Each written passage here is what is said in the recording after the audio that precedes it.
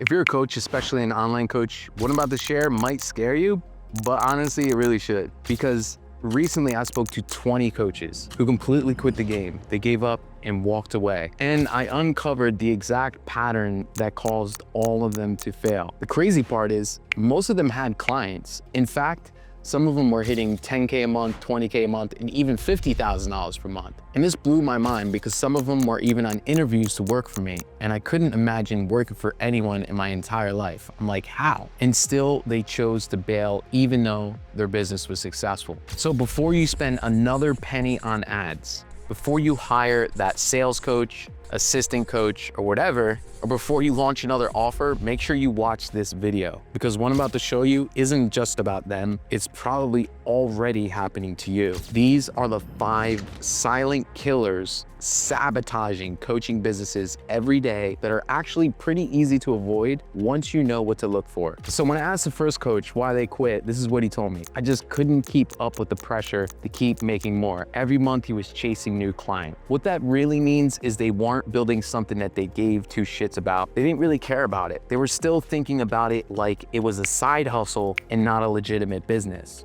Once things get hard, and they will, I promise you, you only push through if you're building something meaningful with purpose and passion, something you're proud of, something bigger than just Stripe notifications and making money and financial freedom. Because the truth is, the internet is flooded with coaches selling coaching about coaching, right? You see it every single day these days. It's becoming huge. The ones who survive and succeed are absolutely obsessed with getting real results because everything is getting client testimonials. So the ones that really crush it are the ones that are obsessed with success. Look at the coaches who have been in the game for 5+ years, like myself. It's not just marketing and sales that are growing our businesses, but the transformations of our clients that are coming through the program. And this other coach literally told me, I felt like a glorified Zoom operator. I had no life, no freedom, and definitely no joy. That's what happens when you don't build systems. That's what happens when you don't build a business the right way. And I felt bad for him, honestly.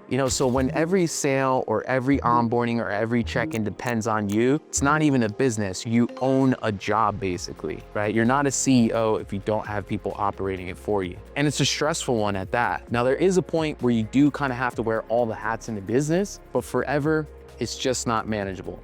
So if your business needs you every second of the day, it's not a business, it's a trap. You're not taking that CEO control and position yet. These coaches failed not because they weren't good, but because they were too busy to even think strategically. They had no time to leverage the business. The coaches who make it past year 3 all have one thing that I found in common. They build systems that work without them. They create automation for onboarding, delivery, and follow-up. And more importantly, they have a team backing them up. So what works best is actually hiring help before you even think you need it. Start automating, start delegating, or start counting down the days to burn out. And this one hits hard, man. It really does. It should scare you because you need to do this the right way. This one coach that I spoke to had this huge moment of honesty.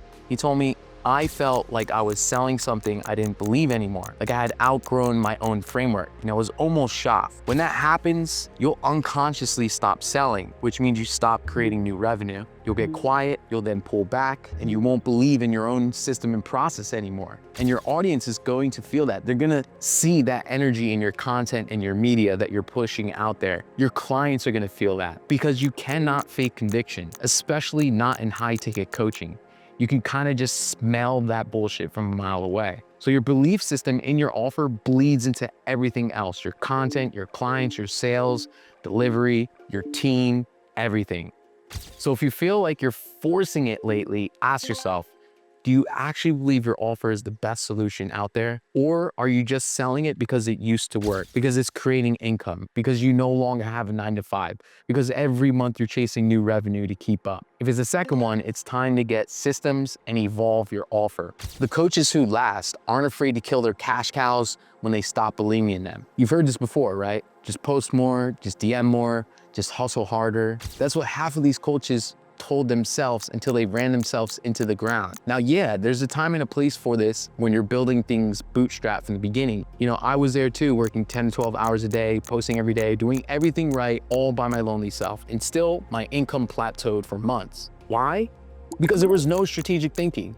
There was no leverage, there was no systems, no reflection, no positioning, no offer evolution. Nothing was able to evolve. I wasn't able to focus on my genius, which is expanding the business. Now, these clients, they treated coaching like a to-do list, not like a chess game. The truth is, hustle might get you to 5K a month, maybe even 10K a month or 20K a month, which I doubt, but strategy is what gets you to 50K plus and actually being able to go on vacation for a few weeks. You know, the past year or two, I've been able to travel whenever I wanted several times while the business grows without me being there. The coaches who are able to break through these plateaus aren't working more hours. They're actually working less, but they're thinking differently about positioning, pricing, and packaging. They're systemizing everything. This was the most painful one to hear. Almost every coach I spoke to said some twisted version of this. I felt alone, like no one around me really understood what I was building.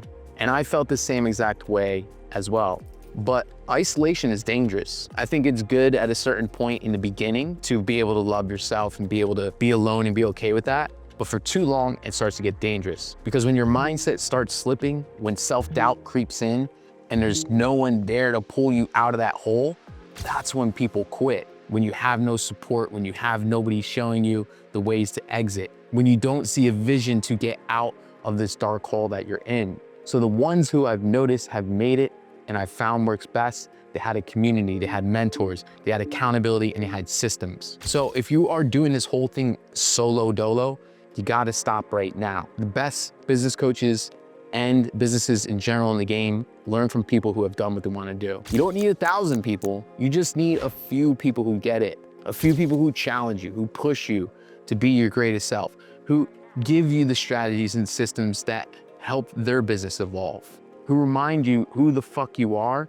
when you forget. Because the truth is, being an entrepreneur is a dark, lonely road, and you need to be around like-minded individuals who are constantly evolving to push you through that dark road. So the most successful business owners I know all have a trusted inner circle. People that they can text, you know, at 2 a.m. when they're having a meltdown about refunds or a launch that bombed or an ad that you spend $10,000 on that completely flopped, because these are all the dark stories that entrepreneurs don't tell. Now, make sure you like the video, subscribe, and let me know if any of these stories called out on some of your own bullshit, and I'll see you on the next one.